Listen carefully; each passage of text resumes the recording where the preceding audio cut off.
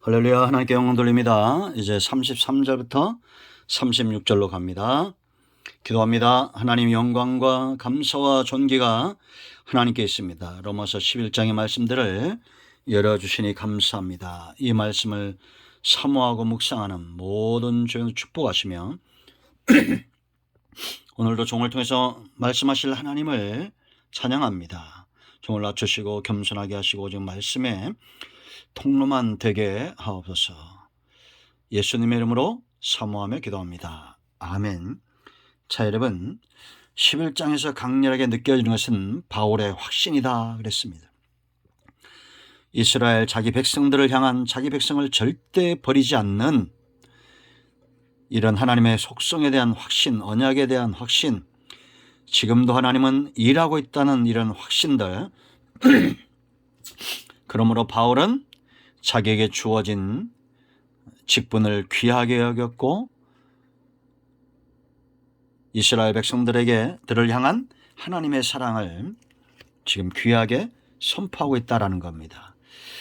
이방인과 이스라엘의 구원, 온 인류의 구원을 이제 이야기하면서 로마서는 크게 두 가지 구원과 삶이라고 그랬죠. 구원 부분에 대한 오늘 마지막입니다. 이 송령은 찬송으로 끝납니다.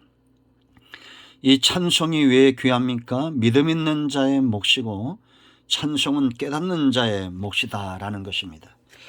바울이 자기 고려 형제 친척을 위해서 중보하면서 복음을 전하 깨닫고 이제는 이 11장을 마감하면서 33절 말씀 보세요. 깊도다 하나님의 지혜와 지식의 풍성함이여 그의 판단 헤아리지 못할 것이며 그의 길은 찾지 못할 것이로다. 누가 주의 마음을 알았느냐? 누가 그의 모사가 되었느냐?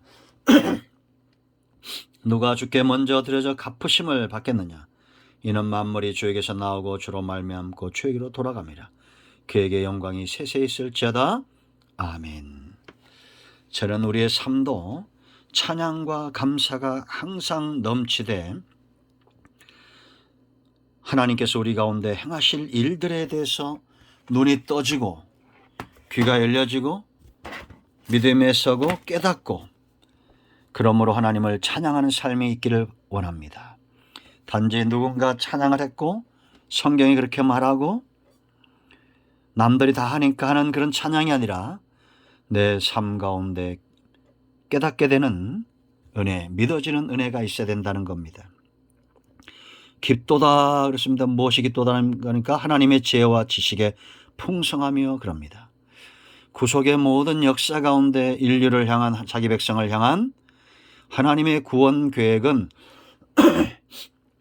뭐에 바탕을 두고 있다는 겁니까? 지혜와 지식이다라는 겁니다. 우리가 가지고 있는 지식들을 잘못 사용하여 그가 화가 되는 경우가 많지요. 인간의 능력이 화가 되는 경우가 많습니다. 왜냐? 속성의 문제죠. 얼마나 선한가, 얼마나 의로운가. 곧 그들이 가지고 있는 모든 것은 능력이 될 겁니다.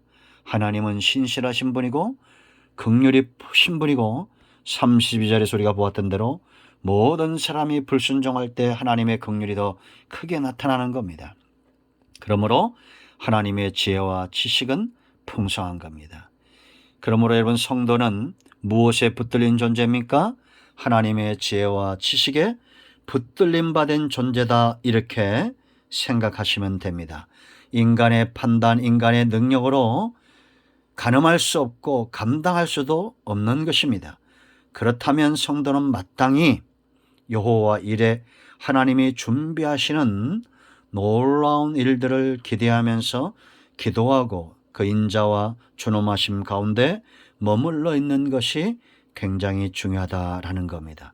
하나님은 이스라엘도 돌이키실 것이고 이방인들의 구원도 완성해 갈 겁니다. 온 땅에 분명해지는 것은 하나님의 나라가 세워질 것이다 라는 겁니다.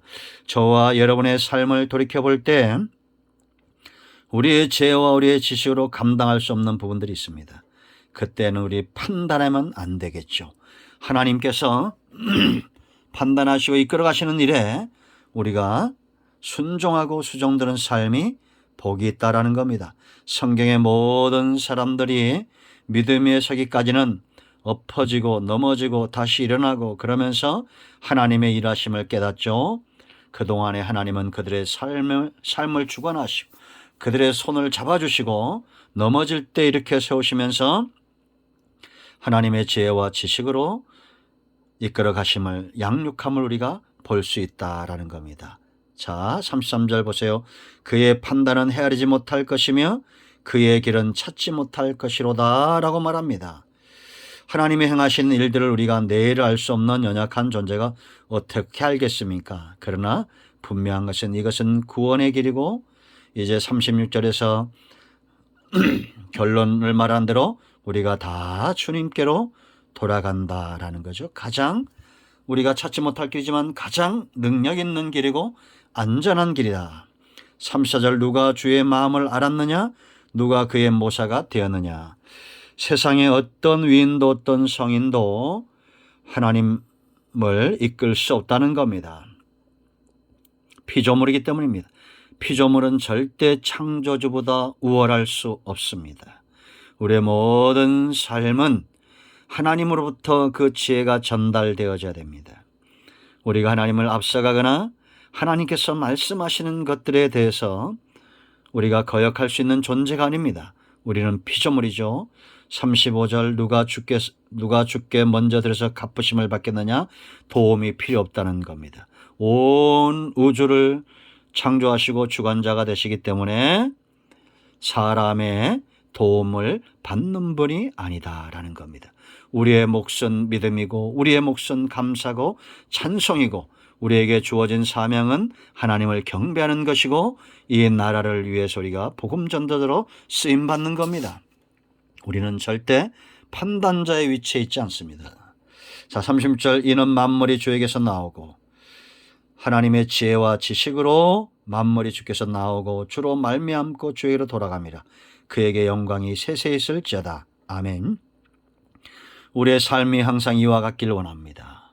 내가 주님께 나왔고 주님과 동행하고 이제는 주님께로 돌아간다는 사실이 우리의 삶을 하나님께는 영광과 찬송과 감사로 드리는 삶으로 끝이 날 것이다 라는 겁니다.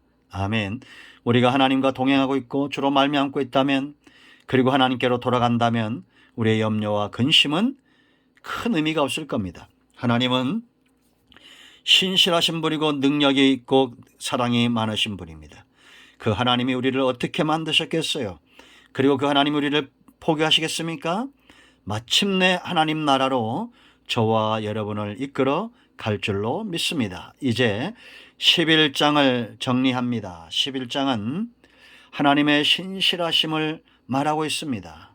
절대 자기 백성을 버리지 않을 뿐더러 그들을 실족시키지도 않고 이방인들이 가지 몇이 원나무에 붙여졌다면 원가지인 이스라엘을 더 귀하게 여기는 하나님이시고 온 모든 사람이 불순종할 때에도 32절 그들에게 긍휼을 베풀어 주시는 하나님이십니다. 여러분, 이방인뿐만 아니라 이스라엘 온 인류의 구원은 하나님께 있습니다. 하나님의 신실하심과 하나님의 사랑에 근거합니다.